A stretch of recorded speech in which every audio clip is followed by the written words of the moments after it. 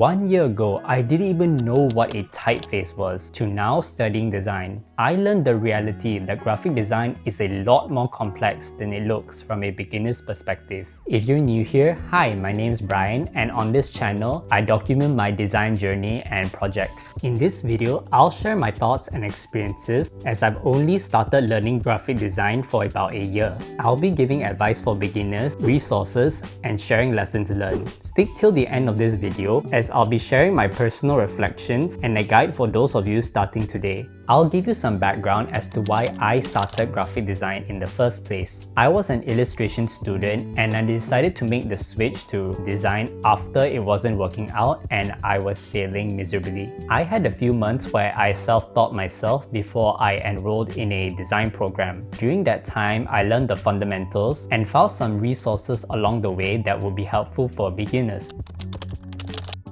When you're just starting, do not get overwhelmed by the software and technicalities. It is vital to understand the basic fundamentals first. Thankfully, there are many free resources that give a basic introduction to graphic design fundamentals. There are some great YouTube channels like Bring Your Own Laptop and Envato Tuts Plus, which offer beginner-friendly tutorials. Envato Tuts Plus is also a website with free video tutorials, which was where most of my learning came from in the first quarter of 2025. If you want a course that has structure and even professional feedback, I recommend Coursera and Skillshare, but these are paid. Now we're moving on to hardware and software. For hardware, the most important spec is your RAM. It's best having a laptop that has at least 16GB of RAM because software like Adobe is very power hungry. The last thing you want is to have your software crash mid-project. Having a laptop is great because of its portability, allowing you to work from anywhere. As for the iPad, it's an incredible tool that is good for sketching and basic vector art, but it's not a full replacement for a computer yet. The file management and multitasking are still a bit too limited for a heavy design workflow. As for software, Adobe is industry standard. The basic ones you should master are Photoshop for raster, Illustrator for vector, and InDesign for publishing. After Effects is for video editing, but DaVinci Resolve is a free alternative that's professionally used by video editors, and there's Apple Final Cut Pro if you have a Mac. The downside is that Adobe has absolutely criminal pricing, so Affinity is a free alternative, especially with their new app that combines Affinity Photo, Designer, and Publisher into one app. I've used Affinity as a Adobe replacement, and from my experience, it is just as good and even better in some ways. The next thing is file organization, as you'll be using assets like downloaded fonts and files, so the last thing you want is a cluttered desktop when you're rushing to find a file. Name your files with underscores and numbers because you might have multiple versions, and group things into folders, which keeps it organized and easy to navigate. It is crucial that you back up your files because the last thing you want is to lose your precious work. I suggest you get a hard drive where you can offload your files to save space on your desktop. You should also have a backup in the cloud so you can access it from any device, or in case you lose your hard drive, which I hope never happens. You can use Google Drive,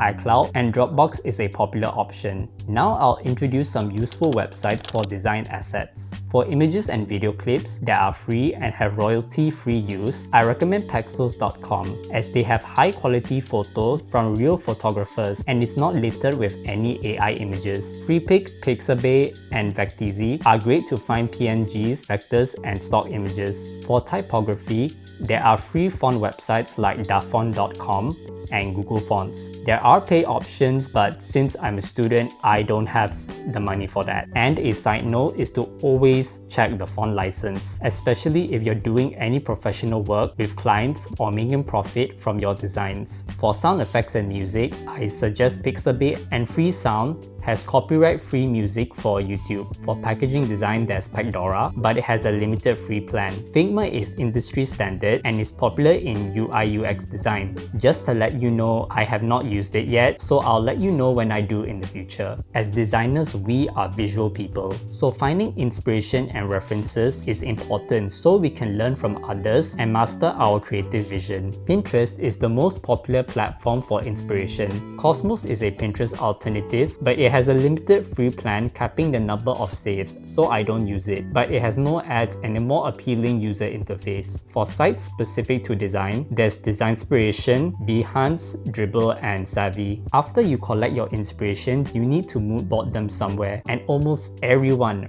recommends Milanote. But for full features, you need to pay, so I have not used it yet. I mostly paste my images into a PSD or Affinity file, but that could take up file space. So Canva is a great option as it's in the cloud, so you can access it from anywhere. If you have an iPad, Freeform is free and lets you annotate it. Is a design degree necessary in 2026?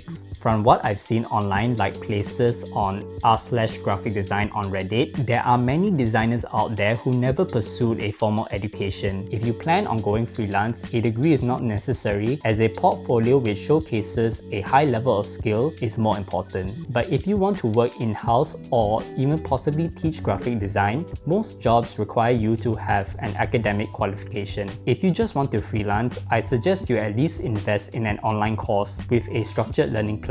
The problem with the self-taught journey is that you won't have a mentor that can give you direct feedback for improvement, as it will accelerate your growth. The learning process is easier to navigate as you'll have a structured course, so you don't have to chase random tutorials wondering what to learn next. Courses also have group critique, which is helpful for learning from others and building networking. Now that I've gone over the technicalities, I'll be showing my progress, which will give you insight to lessons and mindset I learned along the way. The hard truth is that you will start ugly, and what I mean is that the first few months will be following tutorials and creating things that don't live up to your standards. These were my very first designs, and this was my first vector illustration. Here were some tutorial projects that I did that were all the basics. You have to realize you're in the beginner learning phase and that you should focus on skill improvement. Don't box yourself in when it comes to experimentation, as that is how you'll find your unique voice. Imposter syndrome.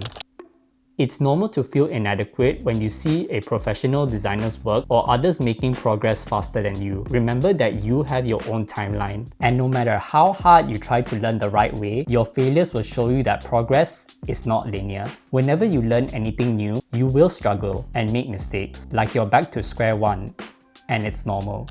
The tools trap. Most beginners think they need to immerse themselves in all the fancy tools and software, but I realized the tool doesn't make the designer, the eye does, which is why mastering the design fundamentals and having an eye for design matters. You can have more expensive software, but someone's simple Canva design can be better than yours because they know what makes a good design. Design is not art. Most people think that design is just making things look pretty, but it's actually psychology and problem solving. It is similar to art where it can be a form of expression, but the end goal of graphic design is to sell.